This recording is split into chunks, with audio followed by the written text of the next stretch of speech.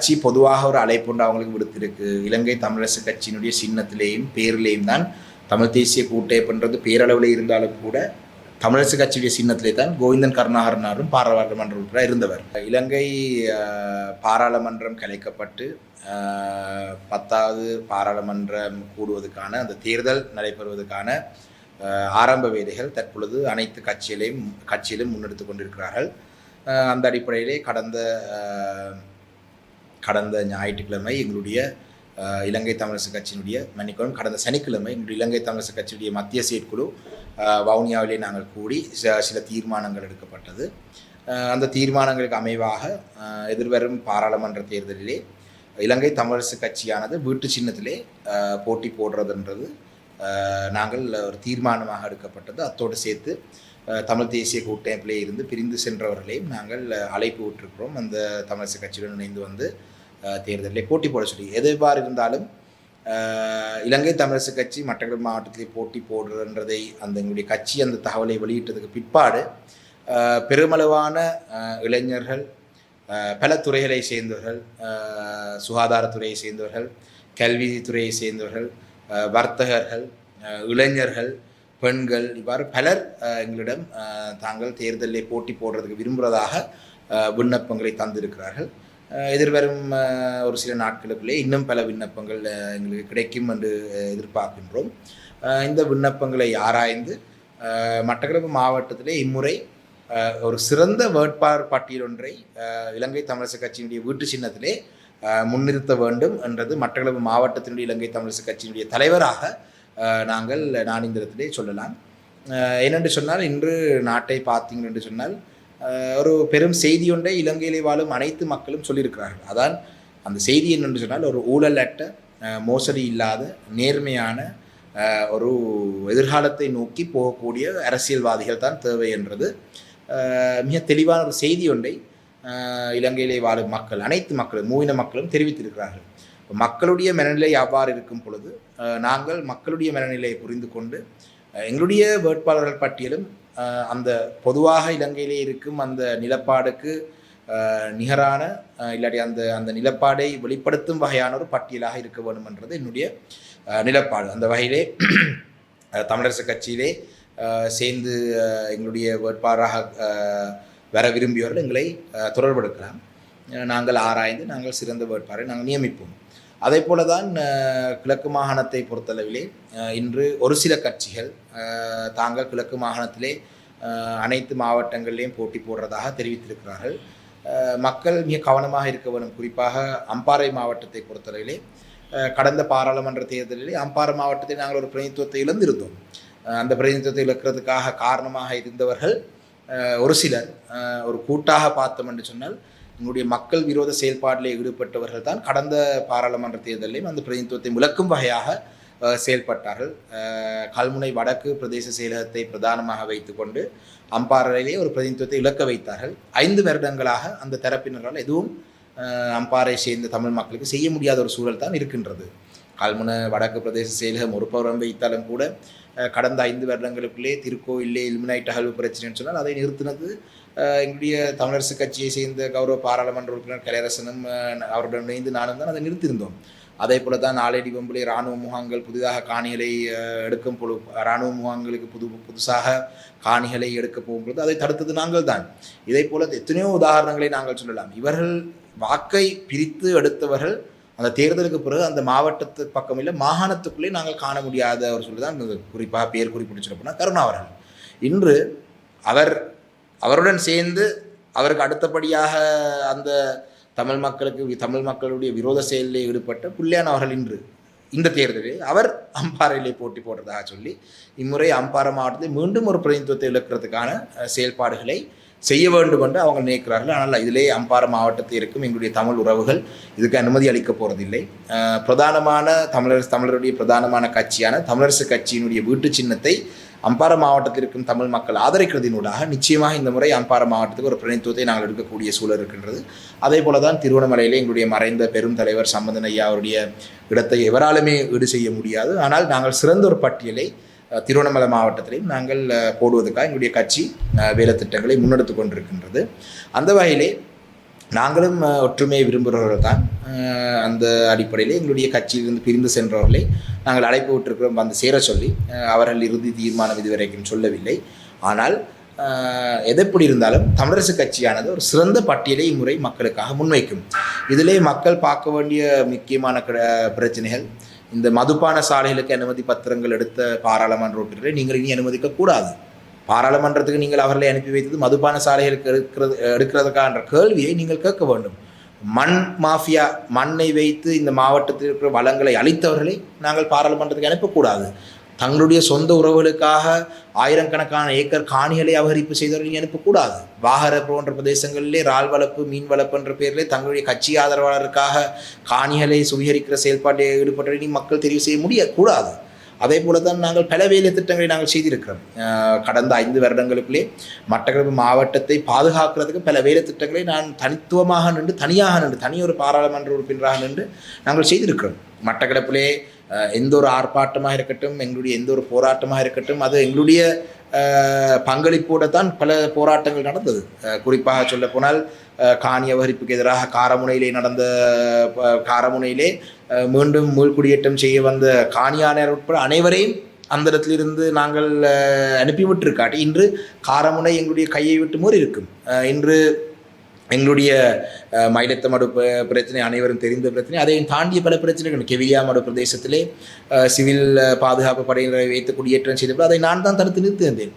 அதே போல தான் திபுலான குலையிலே சென்று எங்களுடைய கால்நடைகளை மேய்ச்சத்தரையாக பயன்படுத்தும் பண்ணையாளரை போரதீவுப்பட்டை சேர்ந்தவரை அச்சுறுத்தி அவங்களை கைது செய்தபோது அவங்களை நான் தான் அந்த புனையிலே எடுக்கிறதுக்காகவும் அது தொடர்ந்து அந்த திபுலான குலையை மேய்ச்சத்தரையாக பயன்படுத்துறதுக்கான அந்த அனுமதி எடுத்து கொடுத்தேன்.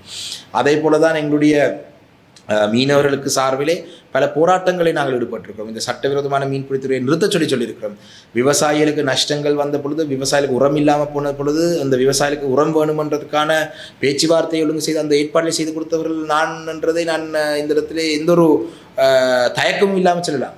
அபிவிருத்தி சார்ந்த அரசியல் செய்ய வருகிறோம் என்று சொல்லி அமைச்சர்மார் வந்திருந்தாலும் கூட மட்டக்களப்பில் இருக்கும் சகல பிரச்சனைகளை அபிவிருத்தியாக இருக்கட்டும், உரிமை சார்ந்த விடயங்களாக இருக்கட்டும், அன்றாட வாழ்க்கையோட சம்பந்தப்பட்ட விஷயங்களாக அது அனைத்தும் நாங்கள் தான் முகம் கொடுத்திருந்தோம். எங்களுடைய கடந்த மாவீரர் தினம் என்று கூட மாவீரர் தின நிகழ்வுகளை நடத்துறதுக்கு மக்களுக்கு பாதுகாப்பாக அந்த களத்தில் நின்றவர்கள் நாங்கள் தான். அந்த வகையிலே இனி வருங்காலங்களில் அபிவிருத்தி என்று பார்த்தால் கூட கடந்த ஒரு வருடத்துக்குள்ளே மட்டும்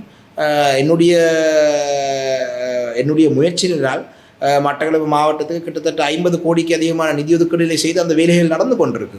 அதுக்கு தடையாக இருக்கிறவர்களும் கூட ஒரு சில அரசு அதிகாரிகளும் அந்த அரசியல் அதிகாரிகளுக்கு பின்னணியில் இருக்கிற அரசியல்வாதிகளும் தான். அந்த வகையிலே இனி வருங்காலங்களிலே ஒரு ஊழலற்ற உரிமையுடன் கூடிய எங்களுடைய தமிழ் உரிமையை விட்டு கொடுக்காத, அதே போல் அபிவிருத்தி அடைந்த ஒரு மாவட்டமாக மட்டக்களப்பு மாவட்டம், ஊழல் இல்லாத ஒரு மாகாணமாக கிழக்கு மாகாணத்தை உருவாக்குறது என்று சொன்னால் எதிர்வரும் தேர்தலிலே இலங்கை தமிழரசு கட்சியுடன் எங்களுடைய மக்கள் கைகோர்த்து பயணிக்க வேண்டும் என்றதையும் இந்த இடத்தை சொல்ல விரும்புகிறேன். அத்தோடு நாட்டிலே புதிதாக தெரிவு செய்யப்பட்டிருக்கும் ஜனாதிபதி அன்றகுமார திசாநாயக் அவருடன் நாங்கள் வடக்கு கிழக்கில் இருக்கும் பிரதான கட்சி என்ற அடிப்படையில் தமிழரசு கட்சி அவங்களுடன் எங்களுடைய தமிழ் மக்களுடைய நீண்டகால பிரச்சனையாக இருக்கும் அந்த அரசியல் தீர்வு பிரச்சனை அடைவதற்காக நாங்கள் அவருடன் பேச்சுவார்த்தையில் ஈடுபட்டு அந்த விடயத்தை சாதிக்கிறதுக்கான முயற்சியை நாங்கள் எடுப்போம். அவருடைய தேர்தல் விஞ்ஞாபனத்திலேயும் தான் 2017ஆம் ஆண்டிலே வந்த விரைவை தான் முன்னெடுக்கிறதாக சொல்லியிருக்கிறார். அந்த வகையிலே நாங்கள் நிச்சயமாக அடுத்த 5 வருடத்திலே தமிழ் மக்களுக்கு ஒரு சிறந்த ஒரு எதிர்காலத்தை அமைத்துக் கொடுக்கறதுக்காக இலங்கை தமிழரசு கட்சி தன்னுடைய கடமையை கட்டாயம் செய்யும், சிறந்த வகையிலே செய்யும் என்றதை இந்த இடத்தில் சொல்லியிருக்கிறார். இலங்கை தமிழரசு கட்சியினுடைய சின்னம், இலங்கை தமிழரசு கட்சியுடைய பெயரிலே தான் தமிழ் தேசிய கூட்டமைப்பாக கடந்த எல்லா தேர்தலையும் போட்டி போட்டிருக்கிறோம். அந்த வகையிலே இலங்கை தமிழரசு கட்சி சின்னம், இலங்கை தமிழரசு கட்சியானது போட்டி போட போகிறோம் என்றதை தான் சொல்லியிருக்கிறோம். தமிழ் தேசிய கூட்டமைப்பிலிருந்து விலகி சென்றவர்களுக்கும் நாங்கள் அழைப்பு விட்டிருக்கிறோம். எங்களுடைய இலங்கை தமிழரசு கட்சி சின்னத்திலேயும் பேர்லேயும் கடந்த காலத்தில் அவங்க போட்டி போட்டது கூட போட்டி போட சொல்லி நாங்கள் கட்சி பொதுவாக ஒரு அழைப்பு ஒன்று அவங்களுக்கு விடுத்திருக்கு. இலங்கை தமிழரசு கட்சியினுடைய சின்னத்திலேயும் பேர்லேயும் தான் தமிழ் தேசிய கூட்டமைப்புன்றது பேரளவில் இருந்தாலும் கூட தமிழரசு கட்சியுடைய சின்னத்திலே தான் கோவிந்தன் கருணாகரனாரும் பாராளுமன்ற உறுப்பினராக இருந்தவர். அவர் தமிழ் தேசிய கூட்டமைப்பு என்று சொல்கிறது நாங்கள் விலகி சென்று எல்லாம் சொல்கிறது முற்றாக தவறான ஒரு செய்தி. நாங்கள் உள்ளூராட்சி மன்ற தேர்தலில் நாங்கள் தனித்தனியாக போட்டி போட்டு நாங்கள் சேர்ந்து ஆட்சி அமைப்போம் என்று தான் சொல்லியிருந்தோம்.